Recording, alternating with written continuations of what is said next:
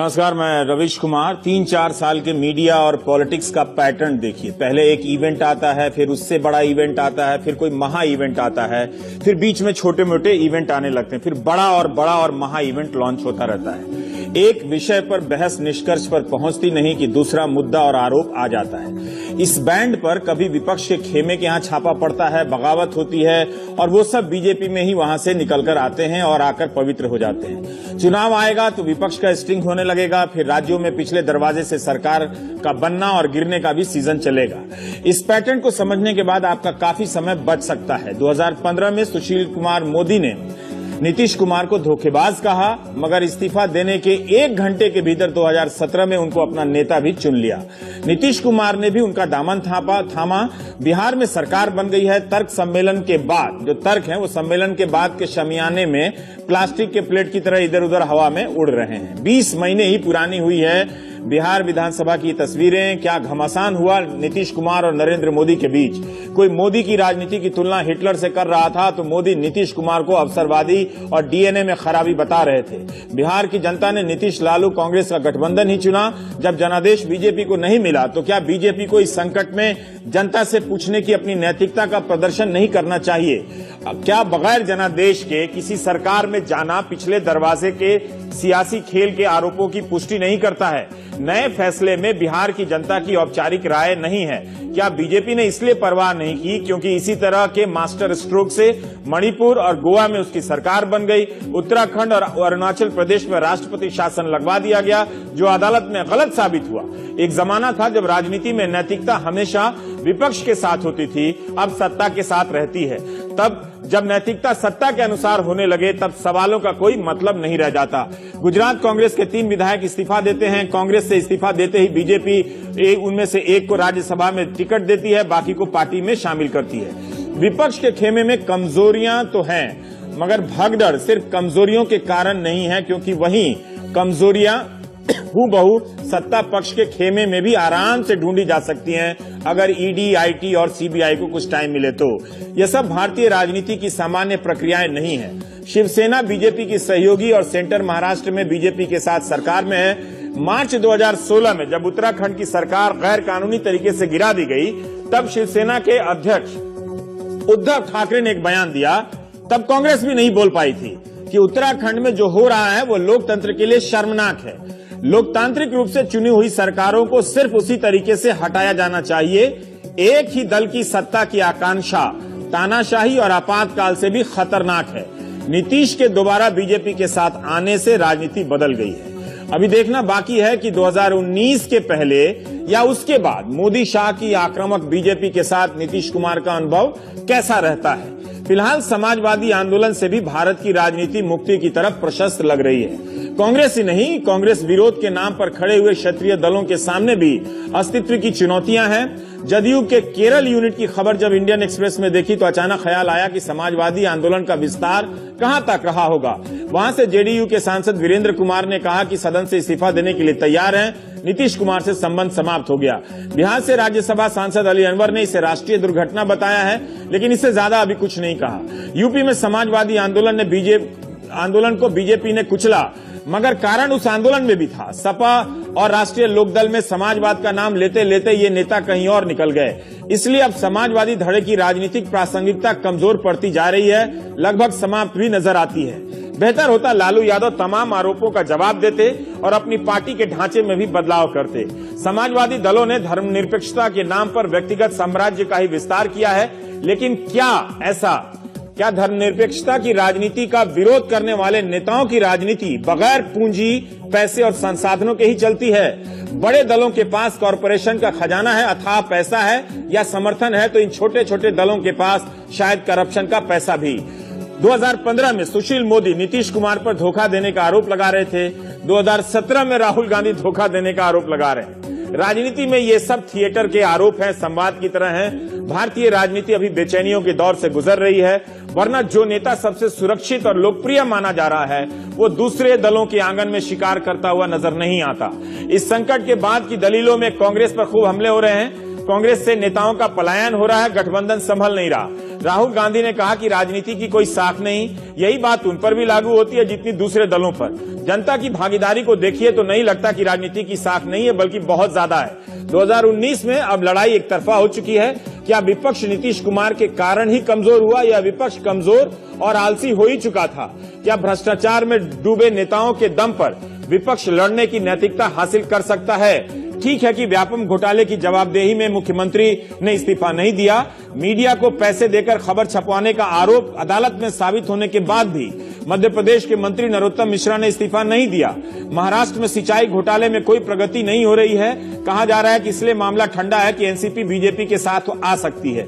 इसी बीच एक नई टाइप की नैतिकता लॉन्च हुई है। इंडियन एक्सप्रेस की हेडलाइन देखिए। छत्तीसगढ़ के मंत्री बृजमोहन अग्रवाल का बयान है कि अगर आरोप साबित हुआ तो सरकार की जमीन लौटा देंगे। ये हुई नैतिकता। अभी तक मंत्री जी कहा करते थे कि आरोप साबित होगा तमाम मंत्री तो राजनीति छोड़ देंगे, इस्तीफा दे देंगे। लेकिन पहली बार कोई मंत्री कह रहा है कि सरकार की जो जमीन पत्नी ने कथित तौर पर खरीदी है, एक घोटाला है, वो आरोप सही साबित हुआ तो जमीन लौटा देंगे। बृजमोहन अग्रवाल का यह बयान कईयों को राहत देने वाला हो सकता है। कह देंगे कि भ्रष्टाचार पकड़ाएगा तो पैसा भी लौटा देंगे। यह भी अच्छा है कि विपक्ष के खेमे में ही सही भ्रष्टाचार के खिलाफ अभियान काफी सक्रिय है। बेहतर है कि कुछ तो पैसा कहीं से निकले।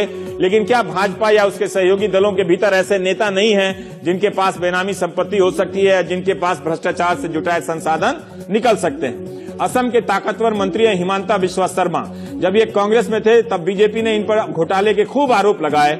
अब उन घोटालों की जांच कहां है किसी को पता नहीं है। उत्तराखंड सरकार में अभी भी ऐसे मंत्री हैं जो कांग्रेस सरकार में जब थे तब उन पर बीजेपी लूट लेने का आरोप लगाया करती थी। वैसे लोकपाल अभी तक नहीं आया, सरकार बन गई है, नैतिकता पर बहस का कोई मतलब नहीं। राजनीति पर बात करेंगे प्राइम टाइम में। केसी त्यागी जी हैं महासचिव जेडीयू के, शकील अहमद हैं प्रवक्ता कांग्रेस के, नवल किशोर हैं प्रवक्ता आरजेडी के। थोड़ी देर में हमारे साथ अली अनवर अंसारी जी भी जुड़ेंगे। त्यागी जी, मैं आपसे जानना चाह रहा हूं कि ठीक है लालू यादव में भ्रष्टाचार के आरोपों के जवाब नहीं दिए, लेकिन बीजेपी ने क्या वो उन आरोपों के जवाब दिए जो चुनाव में आपने उन पर हिटलरशाही, फांसीवाद और सांप्रदायिकता के आरोप लगाए थे? क्या इन सब सवालों पर बीजेपी ने आपको जवाब दिया जिसके कारण आप बीजेपी की तरफ गए? देखिए, विधानसभा चुनाव के दौरान हमारी 3 पार्टियों ने एक गठबंधन बनाया था। हमने भाजपा पर, भाजपा ने हम पर तमाम तरह के आरोप लगाए। ऐसे ही आरोप जेडीयू और आरजेडी के बीच में पिछले 20 वर्षों से लगते रहे और मैं आपसे सहमति करने में कोई दिक्कत मुझको नहीं है जो आपने अपने प्रारंभिक विश्लेषण में जो सवाल उठाए हैं।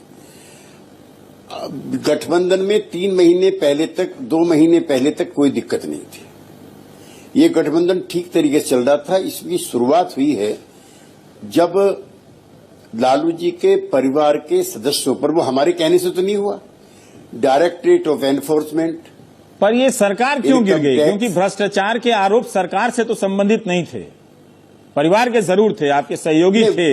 हाँ, ऐसा वो प्रसंग में आने वाला था। कल तक भी हमारा इंतजार था कि शायद नीतीश कुमार जी ने और जेडीयू ने कभी इस्तीफा नहीं तेजस्वी यादव जी से मांगा है। मिनिमम और मैक्सिमम अपनी पार्टी के सांसदों और मंत्रियों को संबोधित करते हुए नीतीश कुमार जी ने जैन हवाला कांड में जिस तरह से नाम आने भर पर लालकृष्ण आडवाणी और शरद यादव जी ने इस्तीफा दिया था, उसका उन्होंने उल्लेख भर किया था। और राजनीति में बड़े पदों पर जो लोग हैं, जब उन पर इस तरह की परिस्थितियां बनती हैं तो they must come clean on it. ये ठीक बात है। देखिए, आप दो आपकी राजनीति के 2 धुरी हैं, एक है करप्शन है और एक जो धर्मनिरपेक्षता है।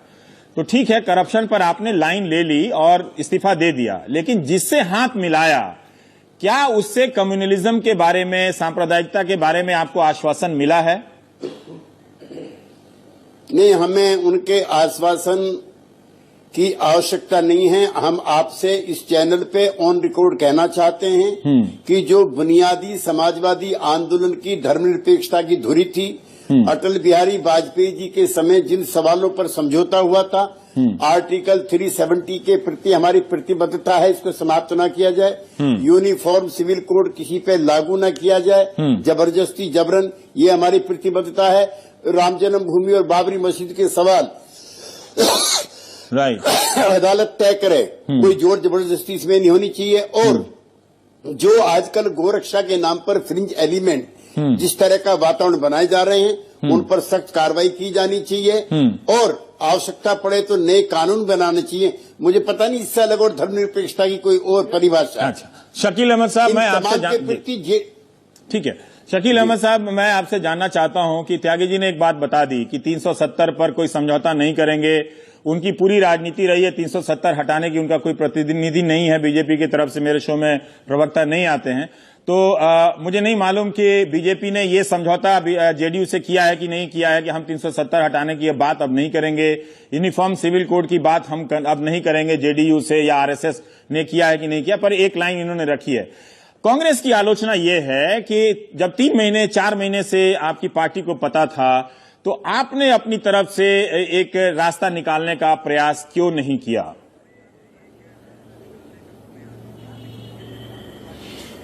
देखिए, हमने रास्ता निकालने का प्रयास किया, लेकिन जिसको फैसला लेना है वो नीतीश कुमार जी का फैसला है।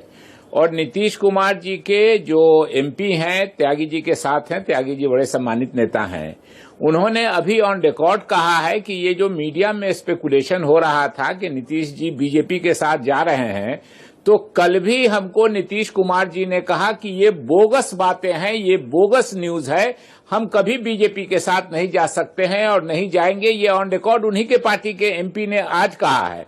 तो स्वाभाविक रूप से जो व्यक्ति ये कहता रहा हो कि ये बोगस बातें हैं और आपसी मामले सुलझाने की हम प्रयास कर रहे हैं। देखिए रवीश जी, नीतीश कुमार जी बिहार के कल भी मुख्यमंत्री थे, नीतीश कुमार जी बिहार के आज भी मुख्यमंत्री हैं। फर्क सिर्फ इतना हुआ है कि नीतीश जी की छवि पूरे देश में एक भरोसेमंद व्यक्ति, एक भरोसेमंद साथी, एक भरोसेमंद नेता की थी।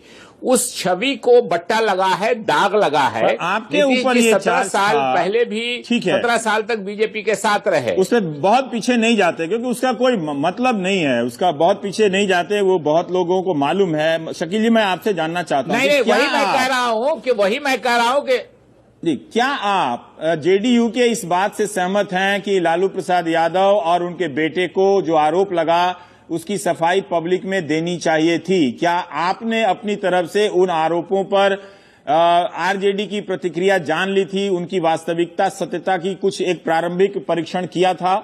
इस पर बात हुई थी जिसको लेकर झगड़ा हुआ, फाइनली टूटा। देखिए, जहां तक भ्रष्टाचार की बात है तो स्वाभाविक रूप से कांग्रेस पार्टी उसके खिलाफ है। और लेकिन जो हमारा गठबंधन हुआ था, ये लालू जी की पार्टी के साथ हुआ था, वो उसके राष्ट्रीय अध्यक्ष थे और हैं, और उनके कन्विक्शन के बाद नीतीश जी से समझौता हुआ था। और ये जो करप्शन का मामला आया है अभी, ये इस सरकार से संबंधित नहीं है, ये पुराने मामले हैं। लेकिन निश्चित रूप से उस पर अगर किसी को उप मुख्यमंत्री से मुख्यमंत्री जी को आपत्ति थी तो उनसे त्यागपत्र मांगना चाहिए था। नीतीश जी ने त्यागपत्र देने के बाद भी कहा है कि मैंने कभी तेजस्वी यादव से त्यागपत्र नहीं मांगा। और मुझको जहां तक याद है, लालू प्रसाद यादव जी के समय का ये मामला था। लालू प्रसाद यादव जी ने पत्रकार सम्मेलन करके डिप्टी चीफ मिनिस्टर को बैठाल के ये जो गठबंधन टूटा है, जो आप लोगों ने बनाया था, उसको रोकने के लिए आपकी पार्टी ने क्या किया?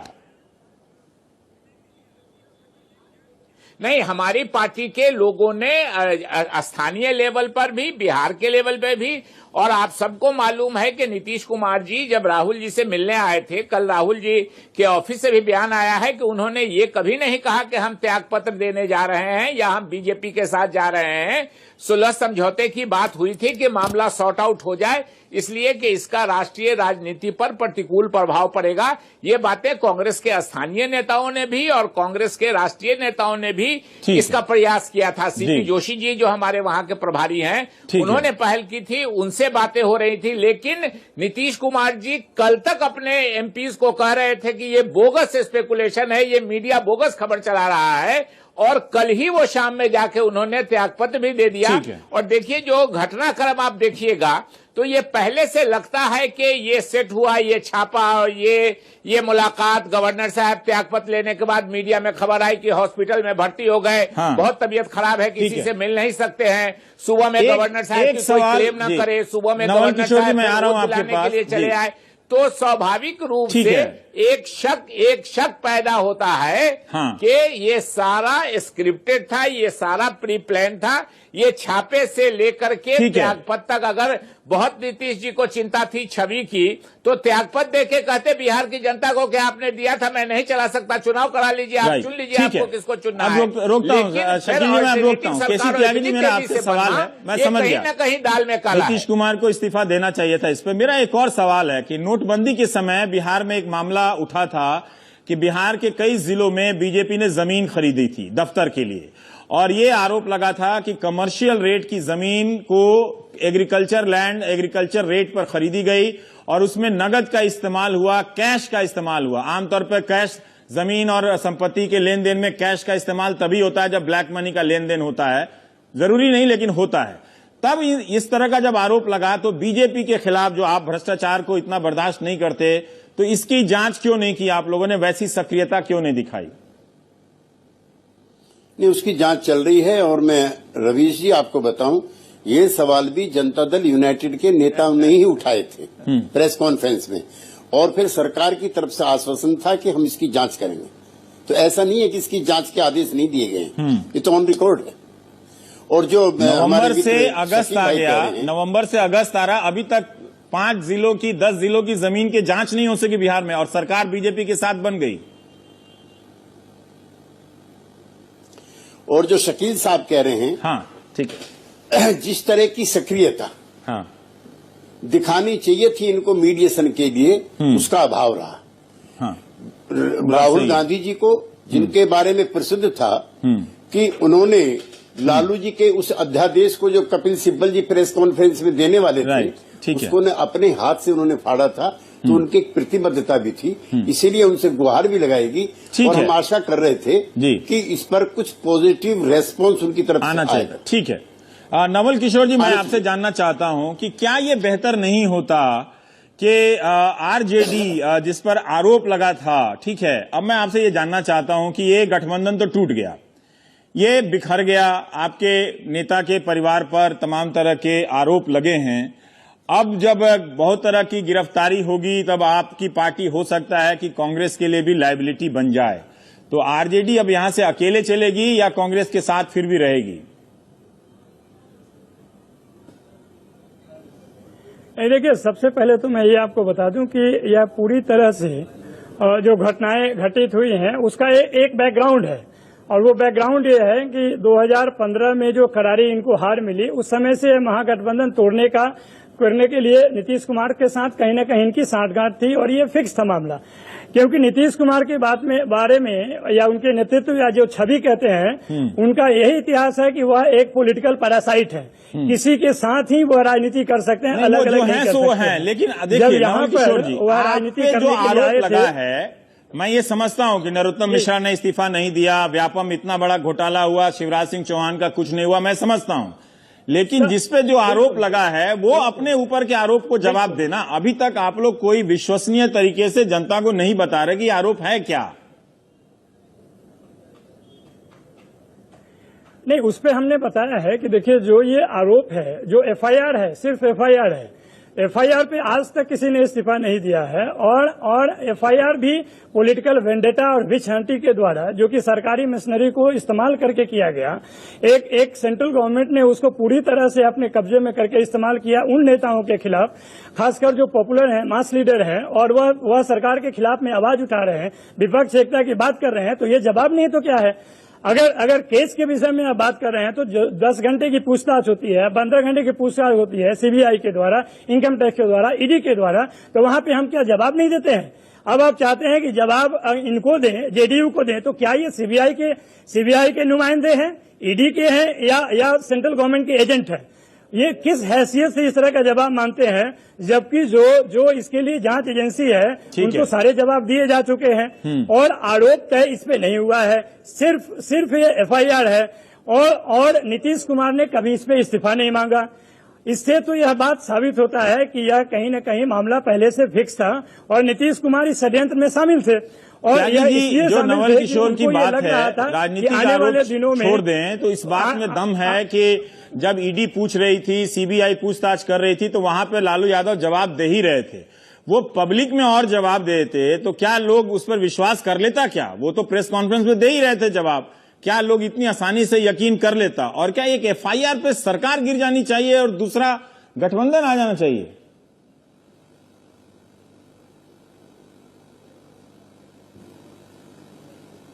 रवीश जी कुछ और बोलना था? हाँ, एक सेकंड, आप बोल लीजिए, आप बोल लीजिए। हाँ, मैं बोलूं? जी। अब मैं ये बोल रहा हूँ कि नीतीश कुमार जो इतने आनंद फानन में, इतने जल्दीबाजी में ये काम किए, क्या उनको ये नहीं लगा कि महागठबंधन के जो 3 पात्र थे जिन्होंने इनको नेता माना था, उनके विधायकों को या उनके मंडलों से एक सार्वजनिक तौर पे जनता में जाकर या जनता के समक्ष ये सवाल जवाब करते कि हमारी यह दिक्कत है और हम यहाँ पे नहीं रह सकते हैं, या छुपे छुप यहाँ तक कि उन्होंने अपने नेताओं को जो सीनियर है उनसे भी राय सलाह नहीं किए, वो भी आज नाराज है। इतनी जल्दी जाने की क्या थी? और विदिन 5 आवर्स जो आप इस्तीफा देते हैं, भाजपा का समर्थन ले लेते हैं, उसका सरकार बना लेते हैं, पहले वो आउटसाइड करता है, पहले 24 घंटे का टाइम मिलता है, ये तमाम चीज की बातें नहीं करती है।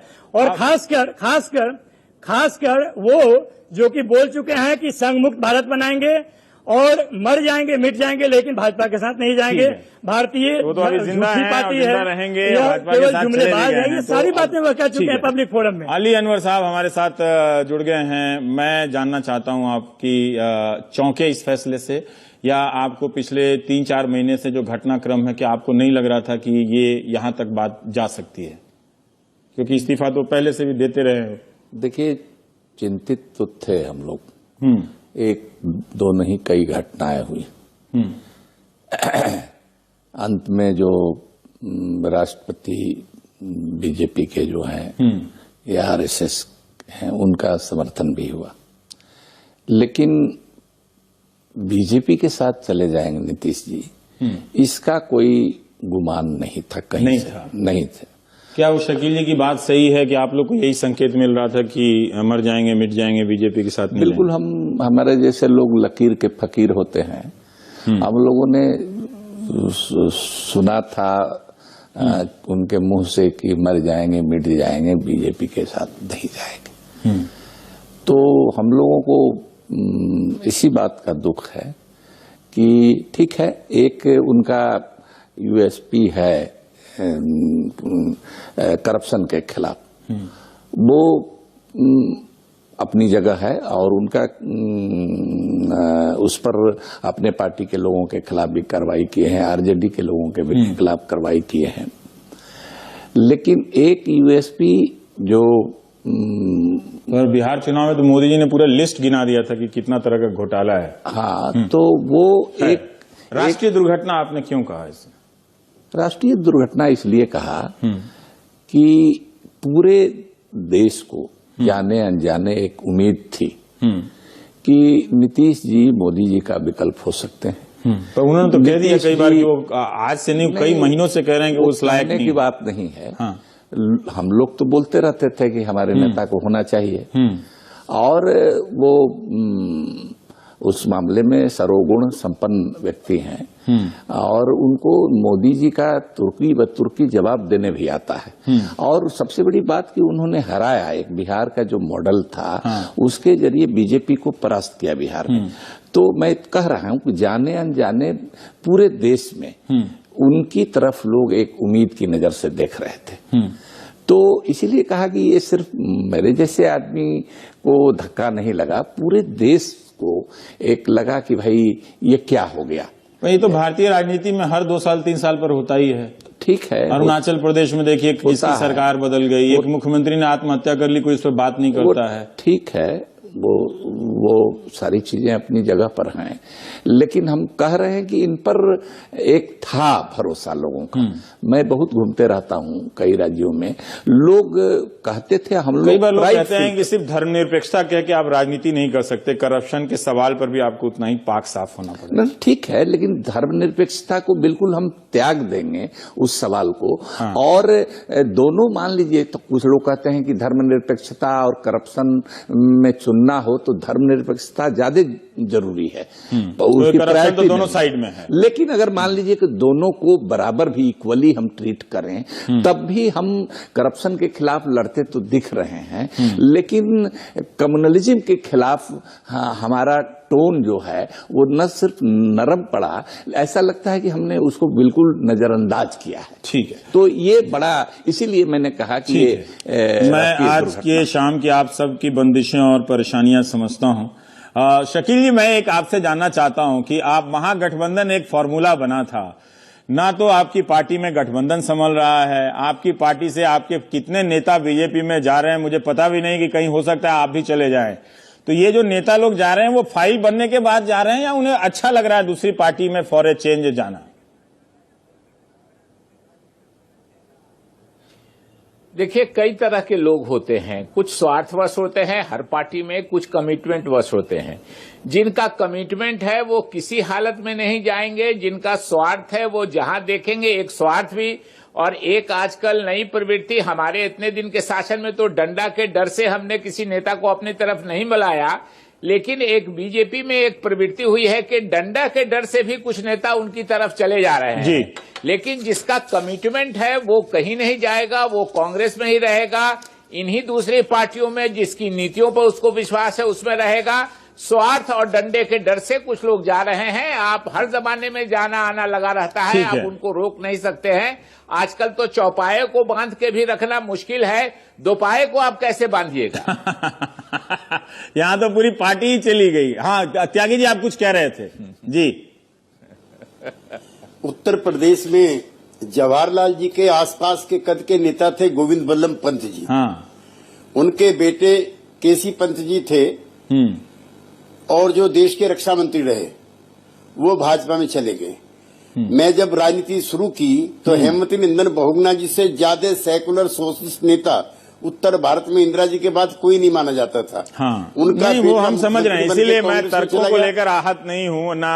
मैंने कहा कि उस पर बहस करने की कोई जरूरत नहीं। मुझे एक बात बताइए त्यागी जी, अगर बीजेपी कह दे या आरएसएस कि हम 370 से पीछे नहीं हटेंगे, यूनिफॉर्म सिविल कोड के मसले से पीछे नहीं हटेंगे, कितनी तो बहस हुई, मतलब 3-4 महीने पहले लगता था कि इसके अलावा कोई काम नहीं है इस देश में, तब आप क्या करेंगे? कहने के बावजूद भी नहीं हटेंगे।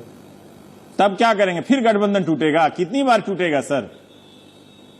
देखिए, अटल बिहारी वाजपेयी के नेतृत्व में ये इसमें माहिर है तोड़ने में। जब हाँ बोल लीजिए, अब समय नहीं है, त्यागी जी बोल लीजिए 1 मिनट। हाँ प्लीज छेड़िए, पहले इनको चुप कीजिए ना, जो बीच में वो हो जाता, आप सुनिए नहीं, आप बोलिए। हाँ हाँ, तो जो इकरारनामा हुआ था उस पर हमें उम्मीद है कि भारतीय जनता पार्टी के नेता, वो इकरारनामा मोदी जी के पास है भी। मोदी जी के साथ क्यों नहीं आपका इकरारनामा हुआ? आप वाजपेयी जी के इकरारनामे की बात क्यों कर रहे हैं? अब नया तालमेल हुआ तो बैठ के बात करेंगे। ठीक है, अब समय नहीं है, पर बेहतर ये बिहार की राजनीति है और राजनीति में ये अच्छा है कि आदर्श नहीं है, क्योंकि इससे सबको सुविधा होती है। जी, इससे सबको सुविधा होती है, आना जाना नेता दो नेता मिलकर तय कर लेते हैं, लेकिन ब्रेक को भी डिफेंड करने में मुश्किल हो रही है। हाँ। ये त्यागी जी अंदर से समझते होंगे कि क्या हुआ। कभी कभी मुश्किल स्थिति आती है राजनीति में। मैं त्यागी जी की परेशानी समझ सकता हूं और अली अनवर की भी परेशानी समझ सकता हूं, क्योंकि इनकी भूमिका तो नहीं होगी, किसी और की भूमिका है राजनीति में। सियासत तो होती रहती है, तो अब नेता के पीछे चलना पड़ता है बहुत लोगों को, जैसे आपको भी चलना पड़ता है शकील जी। लेकिन एक बात है कि मुझे लगता है कि जो जनादेश बिहार का था, सरकार नई जनादेश से ही बनती तो बेहतर होता, क्योंकि पीछे दरवाजे से इस तरह का खेल पहले स्टिंग ऑपरेशन से खेला गया, अब ये आईटी और ईडी से खेला जा रहा है। आप देखना चाहें तो दिख सकता है एक तरफा भी, और एक तरफ देखेंगे कि इन एजेंसियों को पता ही नहीं कि उधर कोई है या नहीं है। ब्रेक के बाद हम आपको उन पुराने बयानों की जुमलेबाजी दिखाएंगे, जुमलेबाजी युगलबंदी, हाँ, जुमलेबाजी वो वाली नहीं, कि किस तरह से बिहार के चुनाव में दोनों नेता एक दूसरे से तकरार कर रहे थे, अब दोनों एक दूसरे से प्यार करते नजर आएंगे ब्रेक के बाद।